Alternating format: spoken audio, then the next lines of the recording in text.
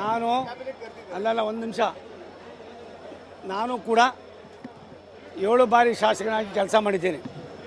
ಸಿದ್ದರಾಮಯ್ಯನವರು ನಾನಿಬ್ಬರೂ ಒಟ್ಟಿಗೆ ಮಂತ್ರಿಗಳಾಗೂ ಕೂಡ ಕೆಲಸ ಮಾಡಿದ್ದೀನಿ.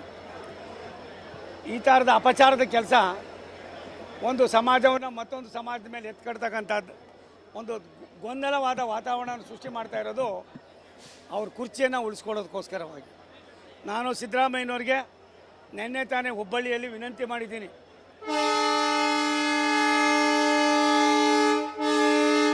ನಿಮ್ಮ ಗೌರವದ ನಡವಳಿಕೆ ಏನಾಯಿತು? ದಿವಂಗತ ದೇವರಾಜ ಅರಸವ್ರಿಗಿನ್ನ ನೀವು ದೊಡ್ಡವರಲ್ಲ. ಎಲ್ಲೋ ಕುಳಿತುಕೊಂಡು ಮಕ್ಕಿ ಒಂದು ವರದಿ ಮಾಡಿಸಿ ನೀವು ಬೇಕಾದಂಗೆ ಬರ್ಸ್ಕೊಂಡು ಇದನ್ನು ಮಾಡ್ತಕ್ಕಂಥದ್ದು ನಿಮಗೆ ಗೌರವ ತರೋದಲ್ಲ. ನಾನು ಒಂದು ಸಜೆಷನ್ ಕೊಟ್ಟೆ ಅವರಿಗೆ, ಬೆಳಿಗ್ಗೆನೂ ಕೂಡ ಕೊಟ್ಟೆ. ನೀವೇನೂ ಮಾಡಬೇಡಿ, ನೀವೇ ಇನ್ನೂ 3 ವರ್ಷ ಇರ್ತೀನಿ ಅಂತ ಈಗಾಗಲೇ ಹೇಳ್ಕೊಂಡಿದ್ದೀವಿ. ನೀವೇನಾದ್ರು ಮಾಡಿ, 3 ವರ್ಷ ನಿಮ್ಮದೇ ಅವಧಿ ಇದ್ದರೆ ನೀವು ಇರಿ, ನಾ ಬೇಡ ಅನ್ನೋದಿಲ್ಲ. ಒಬ್ಬ ಯಾರಾದರೂ ಬುದ್ಧಿವಂತನ ಒಬ್ಬನ ಬೇರೆಯವನ್ನ ಇದನ್ನು ವರದಿಯನ್ನು ರಿಜೆಕ್ಟ್ ಮಾಡಿ ಹೊಸ ವರದಿಯನ್ನು ಮಾಡೋದಕ್ಕೆ ಅಪ್ಪಣೆ ಕೊಟ್ಟು ಟೈಮ್ ಕೊಟ್ಟು ಕೇವಲ 1-1.5 ವರ್ಷದಲ್ಲೇ ಸಂಕ್ಷಿಪ್ತವಾಗಿ ಇವಾಗಲೇ ನಾವು ಸೆನ್ಸಸ್ಸು ಶುರು ಮಾಡ್ತಾ ಇದ್ದಾರೆ. ಭಾರತ ಸರ್ಕಾರ ಸಾರ್ವಜನಿಕ ಸೆನ್ಸಸ್ಸನ್ನು ಕೂಡ ಶುರು ಮಾಡ್ತಾ ಇದ್ದಾರೆ. ಅದನ್ನು ಮಾಡಿ ಇದನ್ನು ತಿರಸ್ಕಾರ ಮಾಡಿ ಅದಾದಮೇಲೆ ನಿಮ್ಮ ಕಾವಲದಲ್ಲೇ ಇನ್ನೊಂದು ಸಾರಿ ವರದಿ ತೆಗೆದುಕೊಂಡು ಮಾಡಿ. ಇವಾಗ ಮಾಡಿರ್ತಕ್ಕಂಥ ವರದಿ ಮಕ್ಮಲ್ ಟೋಪಿ ಆಗಿದೆ. ಜನರನ್ನು ತುಂಬ ದಿನ ಯಾಮಾರ್ಸೋಕ್ಕಾಗೋದಿಲ್ಲ. ಮತ್ತು ಇತಿಹಾಸದಲ್ಲಿ ಉಳ್ಕೋತೀರ. ಕೆಟ್ಟ ಚಾಳಿಯ ವ್ಯವಸ್ಥೆಯನ್ನು ಮಾಡಿ ನಾನು ಭಾರಿ ಒಳ್ಳೆಯವನಂತ ತಾವೇನು ಹೇಳ್ಕೊತಾ ಇದ್ದೀರಿ, ಇದಕ್ಕೆ ನೀವೇ ಎಲ್ಲ ಒಂದು ಕಡೆ ಅಪಚಾರವನ್ನು ಮಾಡ್ತಕ್ಕಂಥ ತೀರ್ಮಾನವನ್ನು ಮಾಡ್ತಾಯಿದ್ದೀರಿ. ನಿಮ್ಮ ಕ್ಯಾಬಿನೆಟ್ನಲ್ಲಿ ಬಹುತೇಕ ಮಂತ್ರಿಗಳು ಹೇಳ್ತಾರೆ ಇದರ ಅವಶ್ಯಕತೆ ಇರಲಿಲ್ಲ, ಏನಕ್ಕೋಸ್ಕರವಾಗಿ ತರ್ತಾ ಇದ್ದಾರೆ ನಮ್ಗೆ ಗೊತ್ತಿಲ್ಲ ಅನ್ನೋ ಮಾತನ್ನು ನಮ್ಮ ಹತ್ರನೇ ಮಾತನಾಡ್ತಾರೆ. ನಾನು ಸಿದ್ದರಾಮಯ್ಯನವ್ರಿಗೆ ಒಬ್ಬ ಆತ್ಮೀಯನಾಗಿ ಅವ್ರ ಜೊತೆಲಿ ನಾನು ಮಂತ್ರಿಯಾಗಿ ಕೆಲಸ ಮಾಡಿದ್ದೀನಿ ಪಟೇಲ್ರ ಗೌರ್ಮೆಂಟ್ನಲ್ಲಿ. ಅದಕ್ಕೆ ನಾನು ಇಷ್ಟೇ ಸಲಹೆ, ದಯವಿಟ್ಟು ಭಾರತ ಸರ್ಕಾರ ಇಂಥ ಒಂದು ಸಣ್ಣ ಅಪಚಾರವನ್ನು ಕೂಡ ಮಾಡೋದಿಲ್ಲ. ಇದನ್ನು ತಿರಸ್ಕಾರ ಮಾಡಿ ಮತ್ತೊಂದು ವರದಿಯನ್ನು ಮಾಡಿಸಿ, ನೀಟಾಗಿ ಮಾಡಿಸಿ, ಯಾರಿಗೂ ಗೊತ್ತಿಲ್ದಿರ ಎಲ್ಲೋ 4 ಗೋಡೆ ಮಧ್ಯದಲ್ಲಿ ಕುಳಿತುಕೊಂಡು ನಿಮ್ಗೆ ಬೇಕಾದ ತಂಬ್ ಇಂಪ್ರೆಷನ್ನ ಇಟ್ಕೊಂಡು ಬರ್ಸ್ಕೊಂಡು ಈ ವರದಿಯನ್ನು ನಾನು ಅವರಿಷ್ಟಿದ್ದಾರೆ ಇವರಿಷ್ಟಿದ್ದಾರೆ ಅಂತ ಹೇಳ್ತಿರಲ್ಲ, ನಿಮ್ಮ ನೈತಿಕತೆ ಎಲ್ಲಿದೆ? ಇದು ಬೇಡ. ಆದ್ದರಿಂದ ಈ ವರದಿ ದಯಮಾಡಿ ತಿರಸ್ಕಾರ ಮಾಡಿ. ನಿಮಗೆ ಜಾತಿ ಗಣತಿ ಆಗಲೇಬೇಕು ಅನ್ನೋದಾದರೆ ಮತ್ತೊಂದು ವರದಿಯನ್ನು ಮಾಡೋದಕ್ಕೆ, ಜಾತಿ ಗಣತಿ ಮಾಡೋದಕ್ಕೆ ಆದೇಶ ಮಾಡಿ 1-1.5 ವರ್ಷದಲ್ಲಿ ತರಿಸ್ಕೊಳ್ಳಿ. ಅದಾದಮೇಲೆ ಏನಿದೆ ಅದನ್ನು ತೀರ್ಮಾನ ಮಾಡಿದ್ರೆ ನಮ್ಮದೇನು ತಕರಾರಿಲ್ಲ. ಇದು ನೀವು ಮಾಡ್ತಾ ಇರ್ತಕ್ಕಂಥ ಸರ್ಕಾರವನ್ನು ಕುರ್ಚಿಯನ್ನು ಉಳಿಸ್ಕೊಡೋದು ಮಾಡ್ತಕ್ಕಂಥ ಕುತಂತ್ರ ಆಗಿದೆ. ನಿಮ್ಮ ಹತ್ರ ದುಡ್ಡಿಲ್ಲ, ಅಭಿವೃದ್ಧಿಗೆ ಏನೂ ಮಾಡೋಕ್ಕಾಗ್ತಾಯಿಲ್ಲ, ಅನೇಕ ಬಿಲ್ಗಳು ಕೊಡೋಕ್ಕಾಗ್ದಿರ ಒದ್ದಾಡ್ತಾ ಇದ್ದೀರಿ. ಇನ್ನು ಮೇಂಟೆನೆನ್ಸ್ಗೆ ಆಗ್ತಾಯಿಲ್ಲ. ಯಾರ್ಯಾರಿಗೋ ತೊಗೊಂಡು ಕ್ಯಾಬಿನೆಟ್ ರ್ಯಾಂಕನ್ನು ಕೊಟ್ಟು ಅದು ಎಷ್ಟು ಜನಕ್ಕೆ ನಿಮ್ಮ ಸರ್ಕಾರದಲ್ಲಿ ಕ್ಯಾಬಿನೆಟ್ ರ್ಯಾಂಕಿನ ಅನುಭವವನ್ನು ಮತ್ತು ಇದನ್ನು ಪಡ್ಕೋತಾ ಇದ್ದಾರೋ, ಲಾಭವನ್ನು ಪಡ್ಕೋತಾ ಇದ್ದಾರೋ ಅದು ಕೂಡ ಮಾಹಿತಿ ಇಲ್ಲ. ಸಿದ್ದರಾಮಯ್ಯ ಸಾಹೇಬ್ರೆ, ನಾನು ನಿಮ್ಮನ್ನು ತುಂಬ ಹತ್ರದಿಂದ ಬಲ್ಲವನಾಗಿದ್ದವನು, ನಿಮ್ಮ ಕೆಲಸ ಕಾರ್ಯಗಳನ್ನು ನೋಡಿದಂಥವನು. ನೀವು ಇಂಥ ತಪ್ಪನ್ನು ಮಾಡಿ ಎಲ್ಲ ಒಂದು ಕಡೆ 4 ಜನರ ಮಧ್ಯದಲ್ಲಿ ಖಳನಾಯಕರಾಗೋದಕ್ಕೆ ಅವಕಾಶ ಕೊಡಬೇಡ್ರಿ.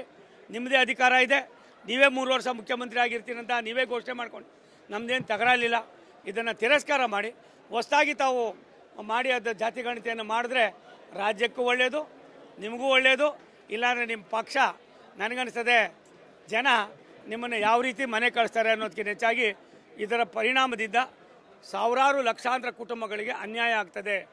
ನಿಜವಾದ ನೀಡಿ ಸಾರಿದ್ದಾರೆ. ಇದರ ಸವಲತ್ತನ್ನು ಪಡಿಬೇಕಾದಂಥ ಬಹುತೇಕ ಕುಟುಂಬಗಳೇನಿದೆ ಅವರಿಗೆ ಮಹಾಪರಾಧ ಮಾಡ್ತೀರಿ.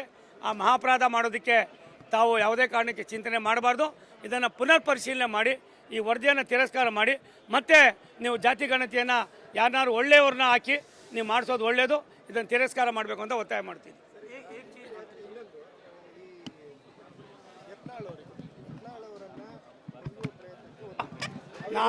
ನಾನು ಕೂಡ ನಿಮ್ಮ ಇದರಲ್ಲಿ ನೋಡಿದೆ.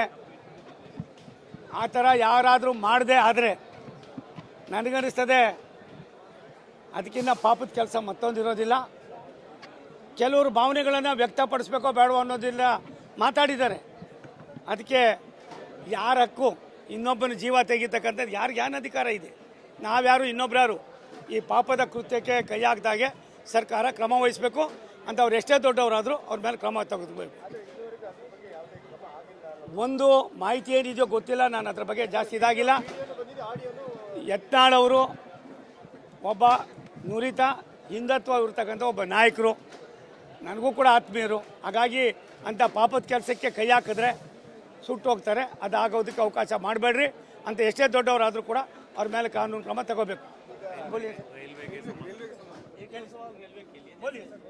एक आपका ये मॉडल स्टेशन बनाने का जो पिछली बार आपने कहा था सेंट्रल को, अब क्या हुआ था, DPR बंद को भेजा था, मुझे अभी बताया, इसलिए थोड़ा टेक्निकली प्रॉब्लम है, बहुत ये वो कहे किसको मुझे बताया, इसलिए मैं उसको बोल कर क्या भेजे मुझे, मैं बड़ा साहब के पास बात करको कैसा करना क्या करना मैं चिंता करको करेंगे करको मैं उसको बता पाऊँ. अभी 15-20 मिनट में आपके मैं दिल्ली जाने की तरफ बाद में उसको कैसा करना है के